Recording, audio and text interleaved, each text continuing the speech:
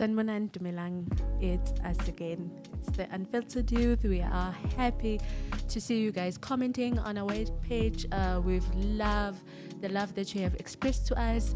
Thank you so much for the constant love. We appreciate you, and we are here again for another cool episode. Oh, yes. Thank you so much, guys. My name is Amanda Villaraizi. I'm your host for this episode, and we are talking churches and the youth.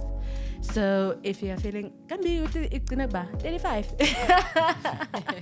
Well, even if you're over 35, this episode is still for you. Thank you so much. Don't forget to like, share, comment, and tell your friends to subscribe. Why haven't they subscribed yet? Why are they not here? So I'll start with introducing my panel. Hi, guys. I'm Nomson Mobe, as Bulelo Kote. Hi. I'm Nane Mwedi. So yeah, as the topic has said, churches and the youth. Is it truly a house of refuge? I don't know about you, but for me, it was a big transition when we had to go under lockdown and we now had to be remotely at home worshiping. I don't know how it was for you, but for me, I just realized that, wow, as much as we say churches are a house of refuge, but I realized that my own body should be a safe space for me to worship God. What are your thoughts? Is the church a refuge? Yes or no? Yes, because I feel like people were going to church or still going to church for the wrong reasons. Either we are being judged, or you have to look a certain way or act a certain way. And then, yes, in the terms of if you're going there for your personal gain, right? If you're going there to worship and to be in that appointment with God, then yes. So it's a yes and no. For me, I think we start off with definition because we're using a big word. Yeah. Refuge. Yeah. So I don't know what the dictionary definition is, A shelter. But your own understanding? but A my own shelter. understanding. Yeah. A shelter, but not just a shelter. Yeah. Others would have said is church a house. But to say refuge is a place where you get to rest from sort of the problems of life or Yeah. The place difficulties. you run to for safety. Exactly.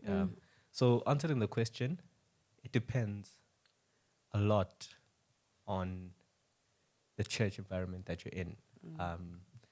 I'll be lying if I say yes, because there's many times where you go to church and say, "Yo, I'm not in my refuge at home. It's not even here." In what sense do you then feel like an outsider in your own church? Not necessarily an outsider. I think it doesn't serve the function of refuge more than it serves as a function of a chill Bible place. school or a Bible school, a chill place or a Bible school. So An outing. yes. So Who's the best dressed? yes, or something. It's a competition or it's something else. So if you go to church and you're tired afterwards and you're spiritually tired, can we really call it a refuge? So I think that's my answer. I think for me, it's changed over the years. Yeah. When I was a bit younger, maybe around 18, 19, I used to think the church was attacking me. I used to think I don't fit in. I shouldn't. It didn't talk to you. Yeah, I didn't. Yeah. I couldn't relate to church, like, because people be like, the dress is short, or just the way I hold myself, or the way I behave, right? And then as I got older, I'm very comfortable in my skin. I will rock blonde hair at church. Hello. And I've got piercings, and I don't. Where? I'm okay Piercings with that. where? In my ears. Oh, okay, Yeah. cool. Good. And I don't feel like I'm out of place because now I have a personal relationship with God.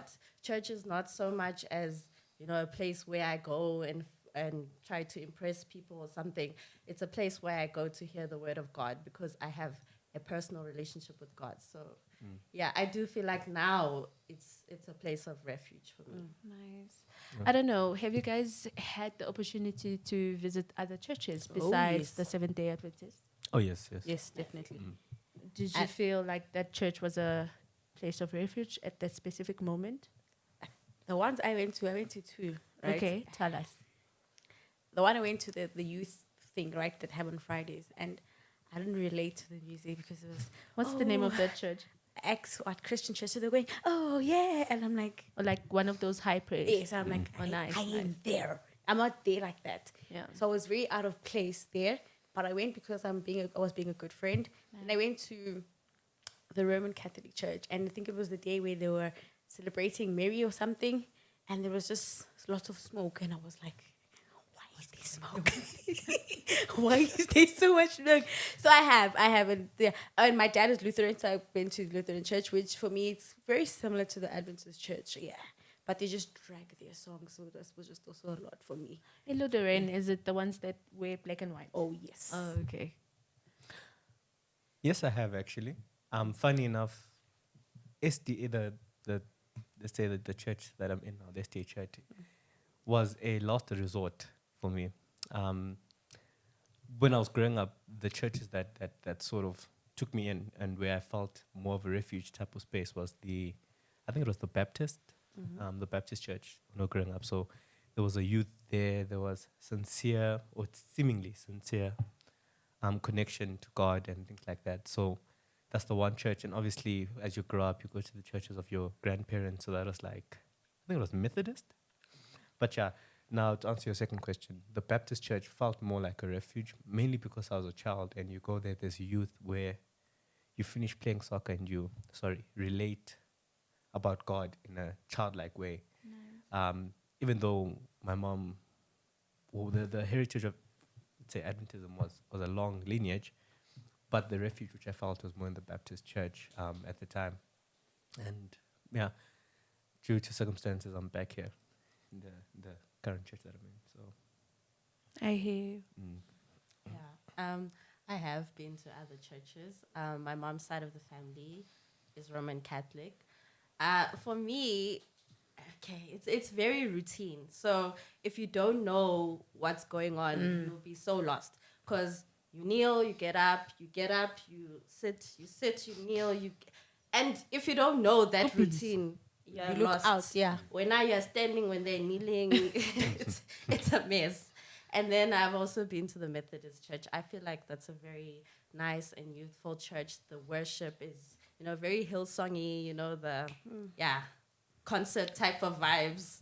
Love that for us. There's a band and everything, so I quite enjoyed that, yeah. So, Mina, my church that I was born in or where my mom used to take me is 12 Apostle, Star White, with it, with him shop. Yeah, that was my church. And whenever you agree or you show that you are listening to the pastor. So that was my church. I loved that church. That's the church that my mom introduced me to.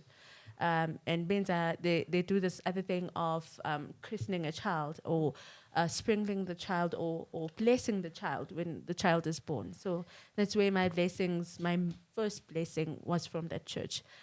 I then decided on a personal view to leave that church. And it was a difficult conversation, especially not just with my mom, but with the church. And it's the funny thing. Immediately when I said to the young ones that I'm going, but we are I'm going to the Seventh-day Adventist Church, they were like, oh, we are glabo puti aba swenkai. Oh my God. Oh yes. Oh yes. It's so accurate. So I think our Seventh-day Adventist Church has been known for something, which is the best dressed or Our the music stylish as well. church, the music. Well, the music for me was a personal aspect of it. When I had to look at that church and this church, I then decided to go with the church that served me. My mom introduced me to that church because it was serving her. And I had to follow my mom to where she was because I was a child. But when the time came for me to make a decision, I then made a decision based on what worked or a church that spoke to me personally. So did you guys Can I were just you born comment? in a different church before or? Because, if you didn't go as a child, your mom was going to probably say, yo, itimo lomntwana. You understand? So it was that type of thing of, we went to church because our parents were going. It was a thing, if you didn't go, it would be like, how now you're defying me? So yeah. They would say that you're Me, I'm going to church. I'm locking my house. Exactly. And everybody in that house must be out. So you're forced to actually get up and go to church until you build the relationship with God and you're like, Yeah. okay, I'm going this because I want to. Yeah. And I've also visited churches like Ezion. Yeah, they wear green and stuff like that. My uncles go to the church, and I thought also they have good African music.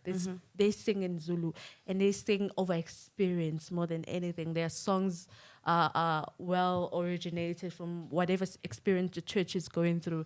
And then I've also been to the the Methodist. I love the youth there, guys. I don't want to lie. They are vibrant, as Unomsa was saying. I've attended a few of those churches here in Joburg because I was staying with my mom's sister and her family. That's the church they worship to. So you can imagine I was going to church on the Saturday and on the Sunday. So these churches are so different, but there's something that's the same with all of them. It's the love of Christ or the knowledge of God. What stuff did you learn from these churches? In your I think for me, I'm not answering your question. My mind was still stuck on the first one. yeah. Which was? The refuge one. Oh, okay. Hearing us express our different experiences with each church. I might answer the question, Yeah. but it's just the thought which I have. If you consider a certain building or a certain denomination as a refuge, you lose out a lot because you will find a lot of mistakes in there and you'll find a lot of things that you don't necessarily resonate with. So when I was listening to different churches and the experiences that you've had, I come to think, is the refuge that we're looking for a building? Is it a name? Is it a set of beliefs? Or is it a comfort that we find? Whether it's comfort in that there's loving people there, in the comfort in that there's good music there, and comfort in so many things. So when I think of the first question, is there a refuge in church? I think you find it based on your personal experiences. And what did you learn? What did I learn from these churches that I visited? I learned that people express their love for God in very, very different ways. And it would be sinful, in my opinion, to not at least appreciate something like that. It's true. I totally agree with you, Mbulelo. It's a personal walk. Christianity is a personal walk. Finding a specific church doesn't matter where it is or what the name of the church is or if it worships on the Saturday or on the Sunday. It has to be a personal relationship. It has to be mostly personal more than anything. It should start within, and then whatever comes from outside world, it should just, I don't know, align, sync. True. It's a personal relationship. I mean, bring it closer to us. When you get baptized, they tell you, have you chosen God as your personal savior? Do you understand? So it's personal. Do you understand? Personal Your savior. journey. So even for me, what I learned in the other churches was that they worship the same God, just differently. Or on a different day. So it's just hearing the message. If the message relates with you, great. You move. A place of refuge. I hope the viewers at home are still finding the comment button. Please let us know if your church, the one that you go to, doesn't matter which one, do you find that when in whatever troubles you find during the week, that's the place that you cannot wait to go to so that you can just find comfort, find the renewal of your spirit or your Christian walk. I see Tafato is burning there. Oh yeah, personally for me, it especially specifically to how the weekly order is. You know, like I think we're joking a few episodes ago, like we start grooving from Wednesday, and then you finish on like a Monday. For other serious people, you start work on a Sunday, and on a Sunday. But thank God for the Saturday, Friday around 4, I do not touch a book. I know now I get to rest. And I love especially like on a Saturday when you come for divine service. I think church with a traditional is saying 186. Oh yes, Nkosi Sihlanje. For me, that's a reset to my week. Once that song is sung, I forget about the whatever was holding me back, whatever was weighing on my shoulders for the past week. I mean, it's off now. Now I'm ready to let's go. Let's go for the next week. So for me personally, church has been a place of refuge, especially like how you get fatigued throughout the week, and then when I get into the Sabbath, it's like a restart. Then we go again. So it's a weekly thing for me. It's like a weekly refuge. It's like I don't know, when you go for your mental Reset. check-in. You know, I'm a patient to go for my mental check-in. To go see my psychologist. For me, that's personally it's every. I can't go 2 weeks without going to church. Oh yeah. I don't It's feel weird. okay. Personally, I feel like I'm addicted to church. I do not feel okay. So for me, church has become such inherent parts of my life that going 2-3 weeks without church, I'm just like, yo. How did you survive then during lockdown? I think for me, lockdown. I mean, that's circumstances also, but then also okay, actually, it was Gaither. Gaither took me through lockdown. We used to listen to those songs from Friday sunset till Saturday sunset. Like, we'd be singing along, and it just got me through. And then plus also there wasn't much fatigue during lockdown. You're I just think chilling I at home. think music actually did the most during lockdown. Like, if you really were building your relationship with God, there's certain songs you're like, even if I'm going through the pits, the song will revive me. Do you understand? So I think music for me was during the lockdown. It was the music. Yeah, just to add on to what Tafaz was saying, that if he doesn't go to church for like 2 weeks, he feels lost. Like, okay, in my experience, when I moved out of home and I was working, so I would work on a Saturday as well. So throughout the whole year, so like the 8 months I was there, I never touched foot on the church grounds.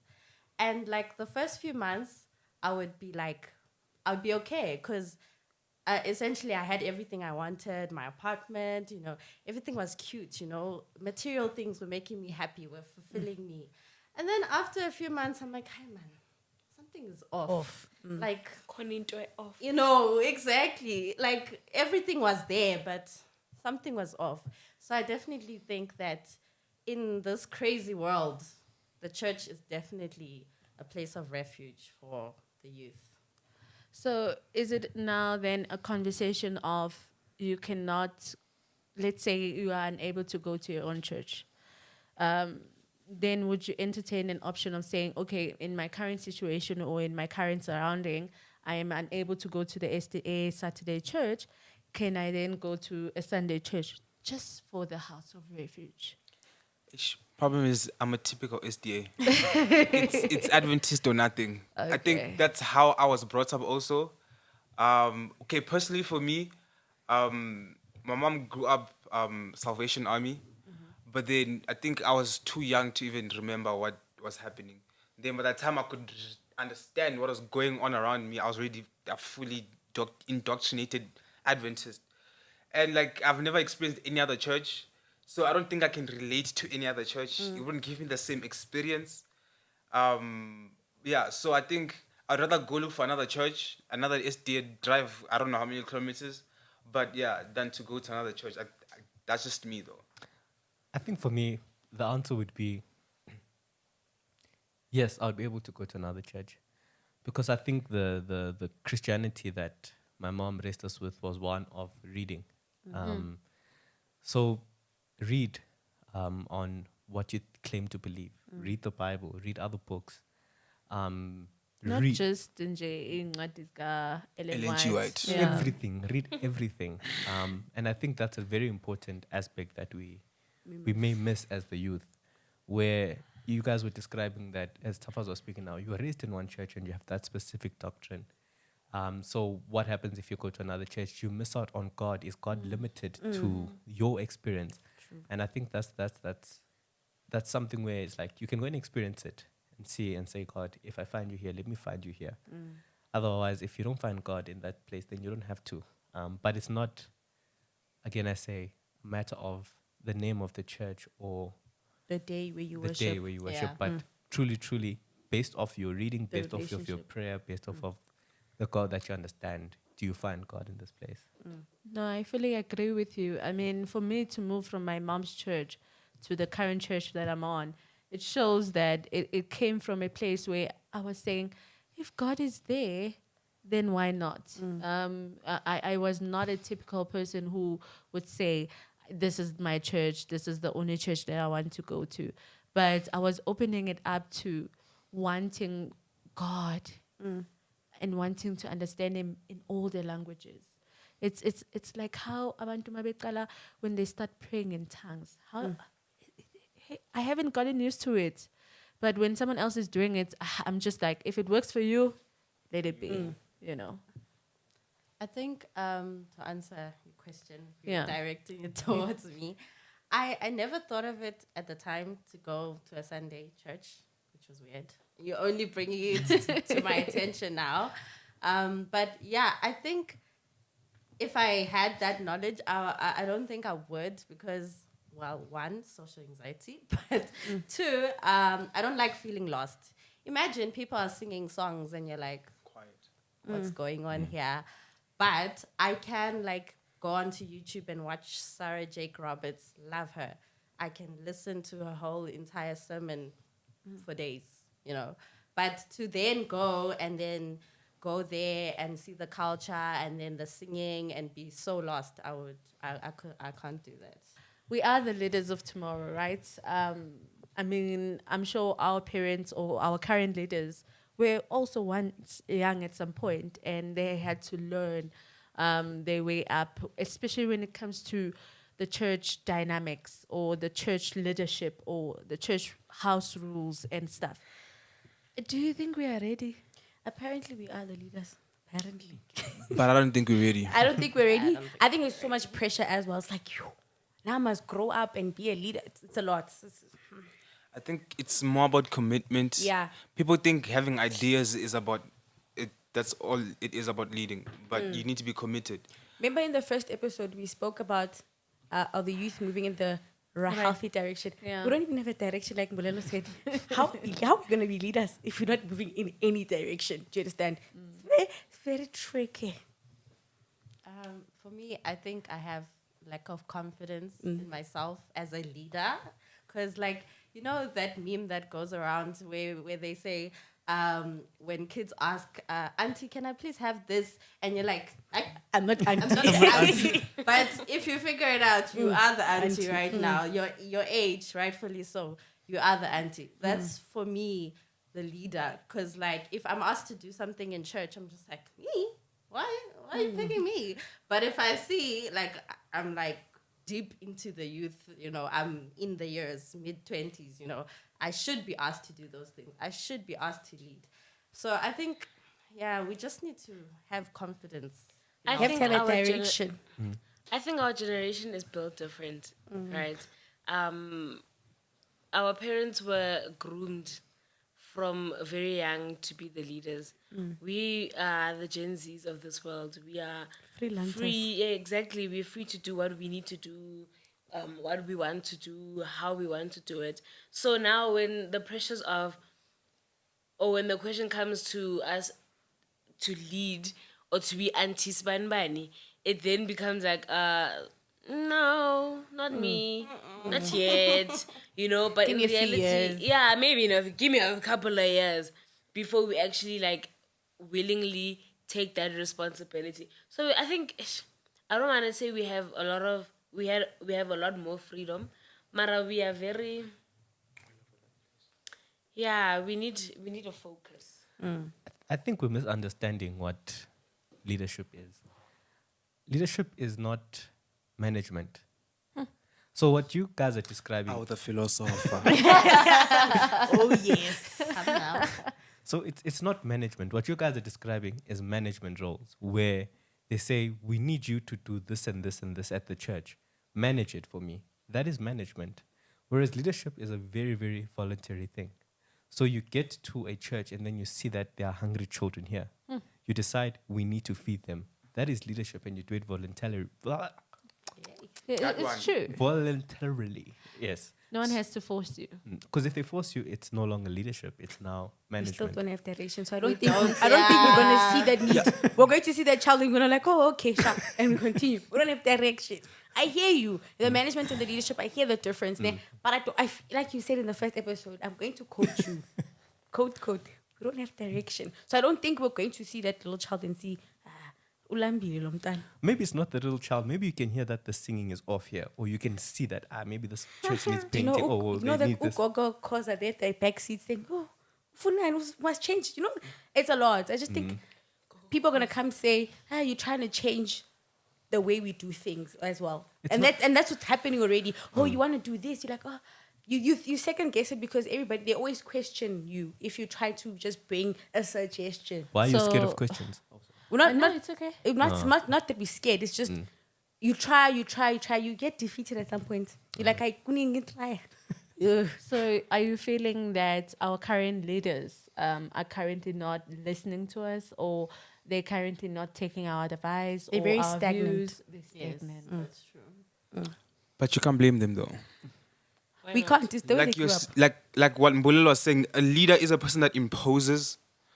You cannot impose is a Yeah, bad I word. was about to Very say bad where word. you going. No, Shows but like you show initiative. initiative, right? Yeah. Please tell me how many youths are showing initiative. Because I cannot trust you with something if you don't show me that you want it. So if you're going to blame the elders that they're not changing, what are you doing? We're not blaming them. We're just saying they're stagnant. No, but what I'm saying is, for them to change, they have to see you being active. And once you're active, your results show. Anyone cannot deny results. If whatever you're doing is bring about change and good change, they'll resist you at first, but over time they will learn to love you, I guess. So if we're not being leaders, but we're rather waiting for being managers, because I feel like that's what everyone's waiting for. You're waiting to be, I don't know, the elder, or so that you can make the real changes. But you're not making the small. You know how girls always say that little things matter. Exactly, the small things matter. Also, yeah. So like, as youth, I feel like we try to blame older people so much, but we're not doing our part. Yeah. We're not doing the little things that We're trying we to change the church so much as well. Exactly, we're trying to change the big things, but the small things we're not doing. You know, so Are we coming up with ideas to better the church? We're not. exactly. That's- We just want to change. Oh, hi, I want Just you with for this fun. short dress. I want to. Exactly. Oh, hi. We're really trying to change Do the you church. think they are like this because of the type of lifestyle we have outside the church, that they are just feeling unsure, that they're just questioning our suggestions? I think it's our silence in the church. How do they know our lifestyle They know- outside I the think church if you don't they see them? know. Yeah. They Because know. I think Unfiltered they do. podcast. They They know. know. They know. And They the fact know. that we're also silent when we're at church. Yeah. I think now it's better, but Silence we shows guilt. Yo, silence speaks volume, guys. It's so Okay. loud. Silence is very loud. So I think we're very silent in the church, and that's why they're like, oh, okay, they're not doing anything. We're gonna do it for them anyway. Do you understand? We're very quiet. Also, silence in the pocket. I said it. Yes, silence. Yes, in the I said it. pocket. So are we then saying that you can be listened to inside the church when you have money? Oh no, it's a natural order of life. Anyway, I no, know it's a in our natural. families it happens, but No, does it happen in our church? I feel like we tend to forget that churches are built up from people, and people don't change. So if you're not going to apply rules that apply to people in general, then I think you're mistaken. Because I mean, money talks, guys. If you're gonna want to make a decision and the decision affects other people's pockets, best believe they're gonna fight you, and you're not pulling in your weight. So at certain, I don't know. I'm not saying it's generally a good idea or a good perspective on life, but you have to understand that if you're going to want to make change, you have to think of how it affects another person's pocket, and you know what they say about people's pockets. That's where your heart is. So you have to understand also the dynamics. So if you're not contributing your weight, monetary-wise, I mean, you don't always have to, put in the most money, or because I mean, you're not working or you're not at an advantage as the older guys. Just be consistent. Yeah, but like if they show it shows commitment, I guess. What they want is the commitment of you offering. Then they'll know that whatever the decisions you make is in the best interest for everyone. I think I want to grab onto something that you said. We forget that church is an organization filled with human beings. So this thing of wanting to change, okay, so 2 points. What is the reason, or what is the intention behind the change? And I think you guys touched on that. You can't just come and say, let's walk in from this door instead of that door because change. Yeah. You can't just have random suggestions. If you have a suggestion, it must be Solidified. very intentional, yes, and solidified. Another thing is human dynamics. Money, age, status, Background. background, experience, all of those play a role. And I think we as the youth will be delusional to go to someone who's been alive for 58 years, 60, 70, and tell them, I think God is saying this instead of that. What are you trying to say? You're trying to Shake their belief. not even shake their belief. You're not shaking their belief. You're just a noise maker. Yeah. Questioning how the way they do things. So if you have the bravery to go to your house and say the dishes must be washed from this sink to that sink and be rinsed after the soap, and change the rules to that. If you're able to go to your home and speak to your elders in that way, then there's a better chance in church. If you do not know how to interact in that sense at home, then at church, don't expect to. That's human dynamics are very important. So Christianity is likened to a racetrack. So it's a race, but also in this race, you need to understand that you can't sprint. In this race, you have to pass on the torch to the next person. Now and again, you have to pass on the torch to the next person. And in this race, we will continue running until Christ comes, you know? Now and again, there's moments of our lives where we fall.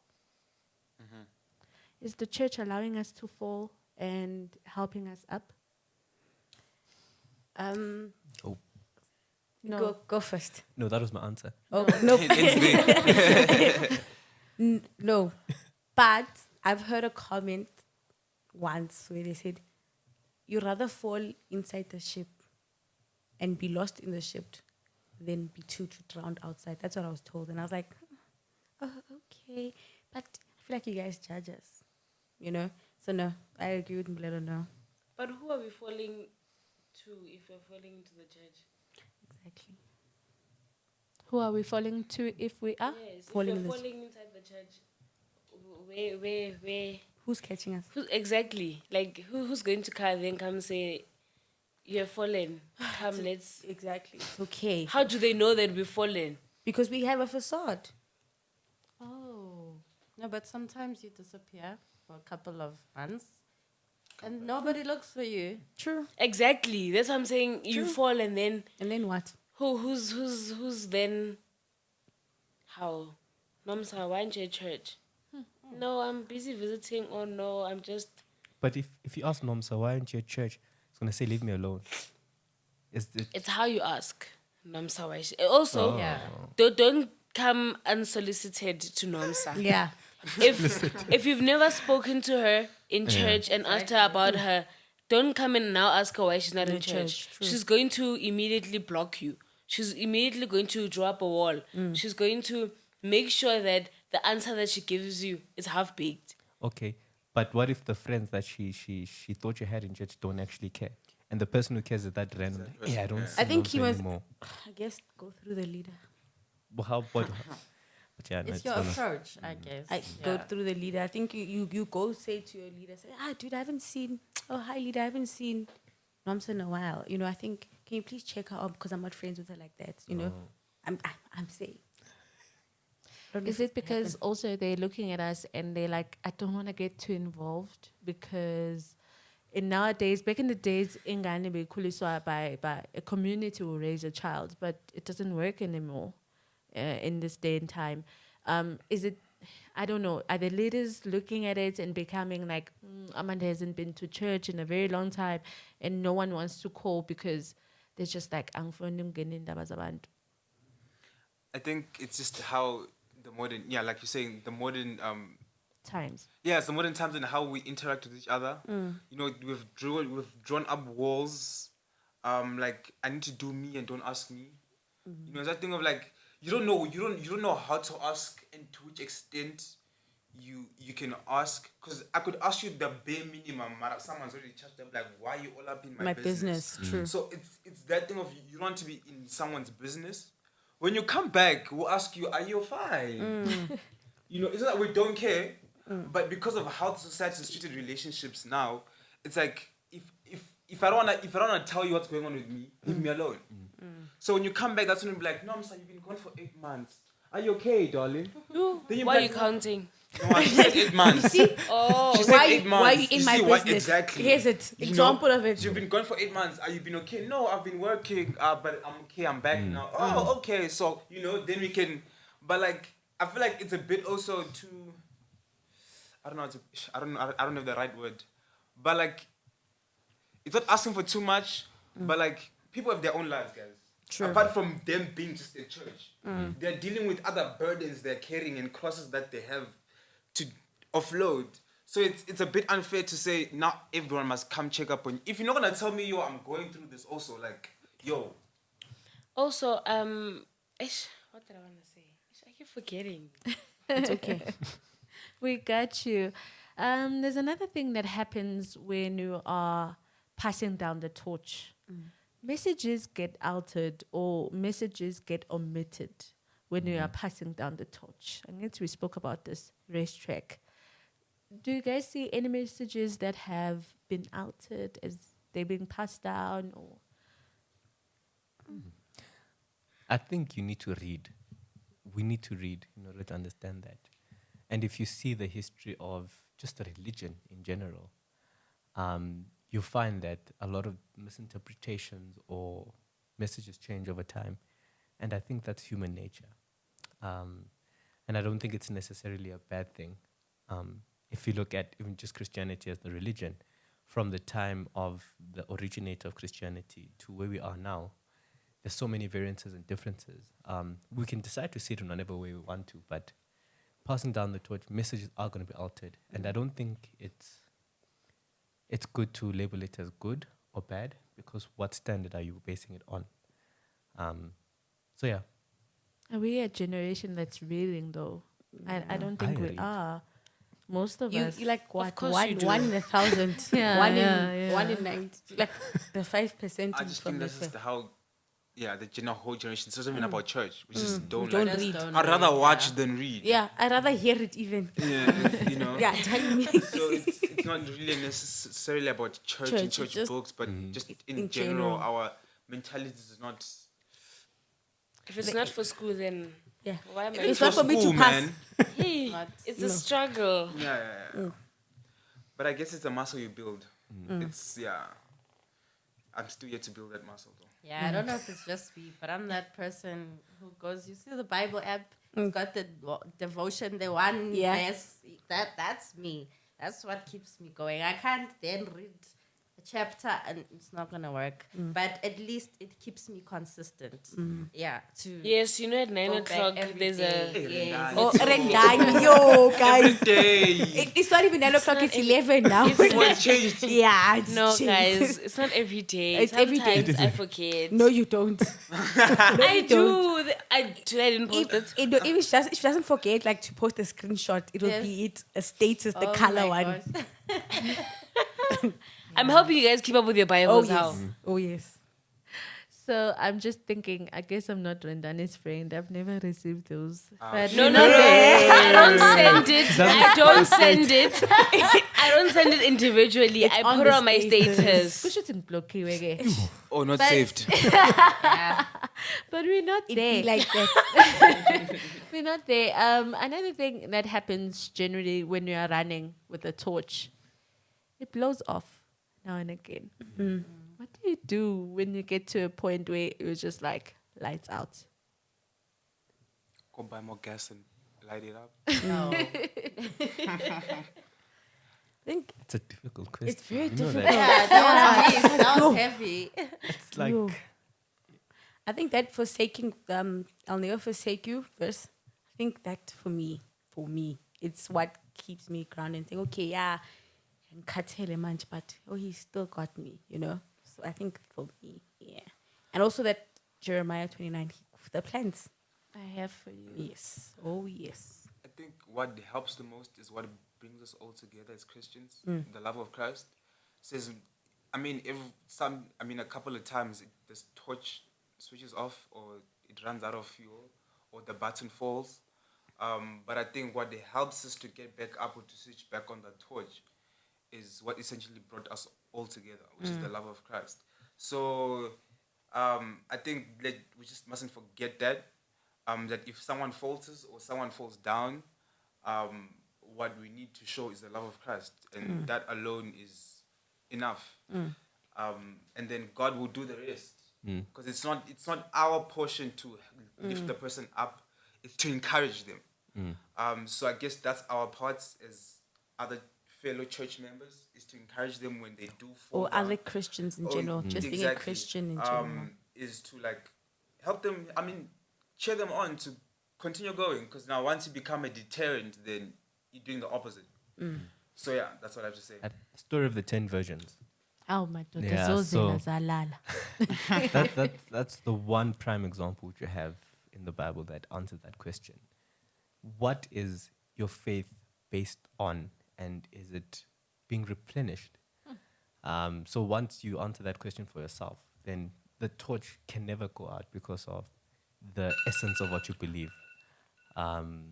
So that's basically the case. That's to say that decide what you believe or what replenishes you, and then the torch can't go out unless you're using the wrong But material. practically speaking, I was about to it's say that. sometimes- No. I was about I'm to say, just hear me out. practically- Just hear me out. I Okay, okay. philosopher. Okay. Sometimes it goes, you know. Yeah. It does. For me, I take it in a practical way. Okay. The torch is off. I'm not gonna pretend that I'm okay. I'm not okay, and I will have a practical conversation about it. If I'm angry at my uncle per se, right? I'm gonna be like, Nini. I'm gonna be like, I'm angry at my uncle because of A, B, C, and D, right? And then I'm gonna talk about it. The same with my Christianity. For me, God is my father, so it's very practical for me. I'm gonna say I'm angry at God. Well, that's controversial, but I am because of A, B, C, and D. Guys, what do you think about A, B, C, and D? And we talk about it, you know? And then eventually, you can't be mad at your father forever. Eventually, someone's going to make you see that, no, you know. Calm down. Calm down. We Yeah. are agreeing. I'm not sure. So if you guys can be hear me. mad at Jesus, right? We Or- can. Oh, You yes. can. We're We can. I think we become we get to such a space because probably we've been praying over something and things are not happening in our way. But then even though scripture does say that your ways are not mine, you know, sometimes a delayed prayer being answered, then you're like, how am I, God? Where are you? You know, but then it's always like for a moment, but then you have to go back. So I think we all agree that the church is a place of refuge because in whatever happens, we have to go back. And in this race, you cannot run it alone. You must pass the baton to the next person, to the next person, to the next person. And as Like you're Elijah passed it on to Elisha. Is that the correct Amen. one? Oh, or the other way around. Yo! Oh, yeah. Let's But it was passed on. It was passed on. We are there. We got it. So it comes to a point where now and again in your life, I mean, Nomsa already has said it, you had to leave home. You had to leave home because you've reached matric. Unlike me. Oh! And me. While my panel has left home. Except for one. Except for one. Just one. Can't deal with Nani. Have you left home? Oh. Herself. I'm from KZN. Rendani. Oh.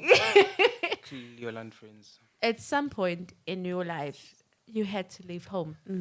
And leaving your nest means leaving the normal church that you used to. Going to university. How many of us went and looked for a structure that the university was providing for the benefit of our Christianity or our Christian walk? For me, it looked for me, but Like, they found me. 2 months late. So then the group that I found, or group of people that I found, were very inviting. They knew that I associated with, let's say, for instance, STASM or whatever the case is, and they invited me to it. So it's a good place to find yourself, and you find many sort of societies like that. So yeah. Anyone else?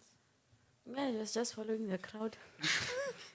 I don't think it's following the crowd, but you get to a certain age where, in as much as something such as STASM was designed for varsity kids, but even if you were not in varsity, you were allowed to go to their events.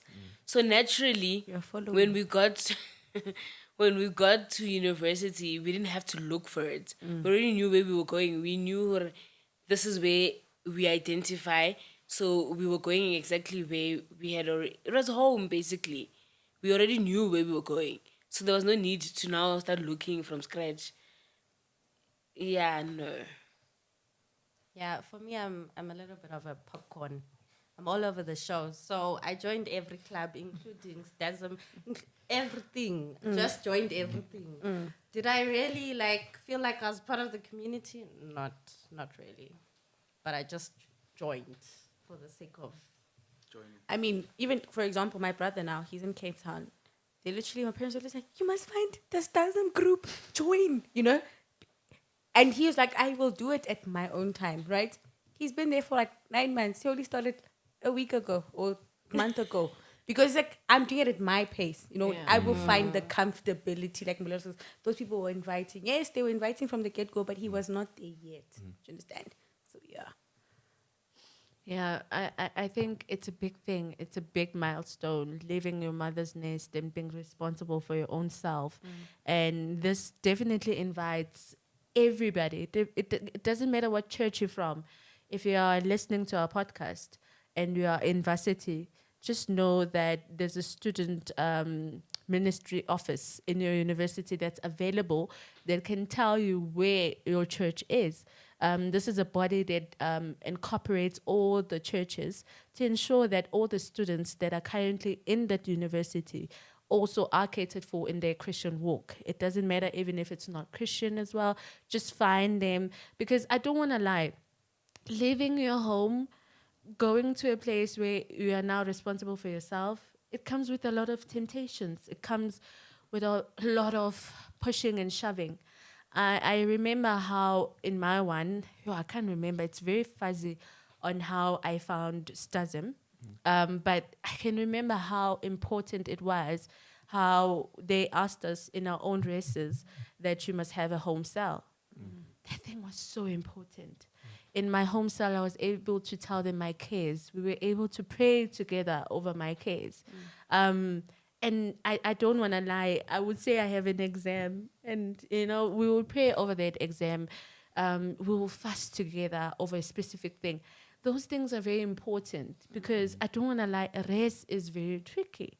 University is very tricky, because you find boys as a temptation. You find drugs, alcohol, even studying itself becomes an overload. I think life in general. So I have a cell type of situation, right? To call it Bible study, right? Sisterhood. They're not Adventist.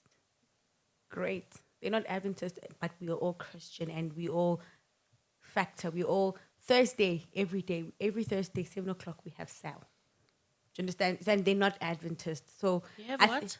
A Bible, a cell. It's called cell. Okay. Right? It's a cell group where every Thursday we have a Zoom meeting and we pray and we discuss the Bible, and they're not Adventists. So I think you just need to find your people.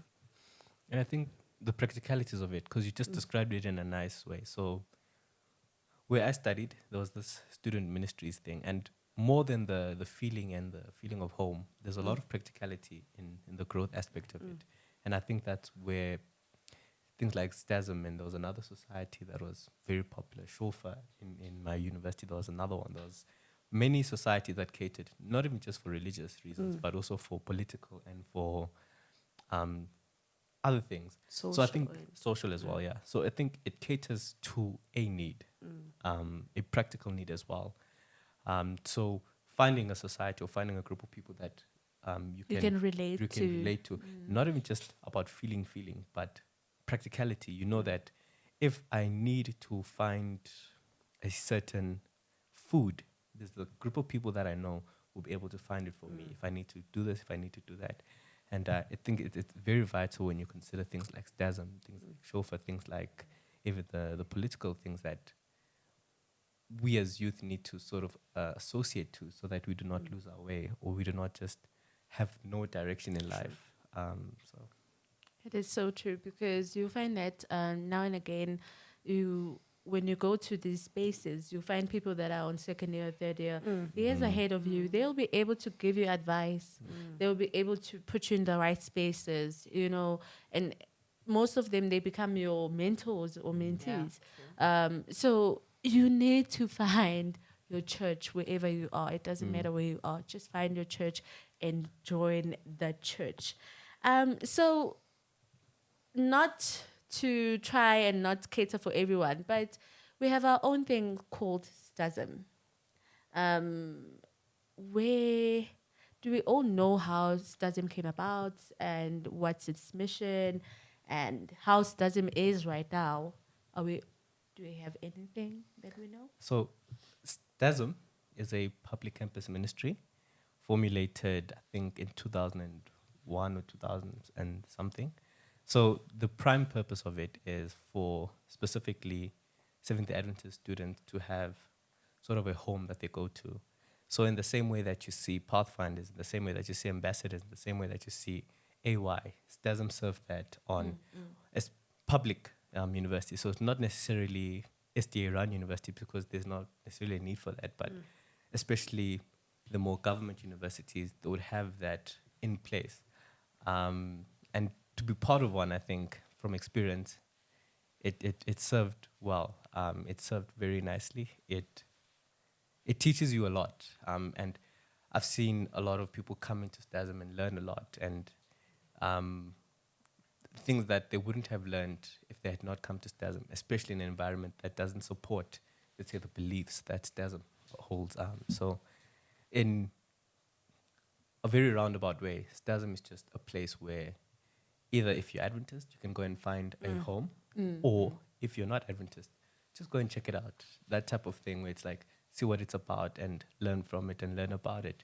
And that's primarily the reason why it was started to be a home outside of home. Another nice thing about these campus ministries is that they must have a mother church. So meaning around that university, there should be a main church that's responsible for your own campus church. Do you think that the involvement of that church is always good for their students? I guess so. With the leadership structure, I guess they come through and they teach them, okay, leadership skills. Okay, this is how you're going to run the leadership thing. I don't know. I really don't know. I was just going. I go to STASM because of the vibes. The vibes. It's nice that stars The are vibes. So I don't know. I really don't know. In my experience, Tell us. I don't have a good one. That's the thing. So there was a mother church that we were sort of attached to. But it sort of waters down the purpose of a STASM, because they start to treat it like it's an ambassador club or a youth club. So you lose that sort of independence, but The at the same student in time, it. the student in it. And a lot of times where a lot of these mother churches are based in a specific area, and universities, societies have people from different backgrounds. Yeah. So now, if the mother church is, let's say, speaks a specific language, it doesn't necessarily cater to the STASM, because STASM has someone from China, has someone from another country. So yes, they do serve in that they can guide, but I wouldn't, maybe from my experience, it limits the value that STASM has to offer, which is a society that brings certain values outside of home. And then if there's a mother church, it becomes like home, then you lose out on a lot of potentially newcomers, because now it's just another ambassador club. Whereas it's not specifically, it doesn't serve the public campus ministry. It's a ministry to to minister to those on campus. Another thing that these mother churches are doing is they're investing in us. That's not mad, Peter, when we're at campus. We don't have money. We can't find our own projects and everything. But it's always good to have a mother church because now and again you can lean on them for specific things. I don't think they I've do had a that. different experience. Really? Mine was so good. We even went on camp. I'm not in the varsities that have doesn't, but I've heard, and every time I hear, they always saying, "You guys donate food." So I don't think the mother churches are doing that. What they're supposed to be Nah, doing. no, definitely not. Any support that you guys need from other churches? I mean, from the main churches? As the youth, do you feel that there's something that the church can do for us in I didn't even addition? know there was mother churches for Stasim. You learn every day. Yeah, no, you definitely do, eh? Okay, it is the Unfiltered Youth, and you have Amanda. I just want to get closing remarks on this topic, youth and the churches, or churches and the youth. I think you just need to find yourself you find your relationship with God. So work on your relationship with God, and once you work with your relationship with God, then you understand what the church is and read. I think for me, it's being completely honest with who you are, what you're about, and the direction that you choose to go into. And once you decide on that, go for it fully and go for it with as much faith and strength as you have. Yeah, I agree with that. Know yourself and find your tribe, because if you find the wrong tribe, you'll get steered away from the church. I just have a parting verse. It says, young people, enjoy your youth. Oh, yes. Be happy while you are still young. Mm-hmm. Do what you want to do and follow your heart's desires. Come on now. But remember that God is going to judge you Oh, for yes. whatever you do. Oh, yes. So that's Ecclesiastes 11 verse 9 to 10. Come on now. Thank you so much for staying tuned for all the time. We appreciate you. We appreciate your comments. Don't forget to subscribe, like, share, and tell your friends about us. We hope you did enjoy. We are the Unfiltered Youth, and it's Amanda signing out. Bye.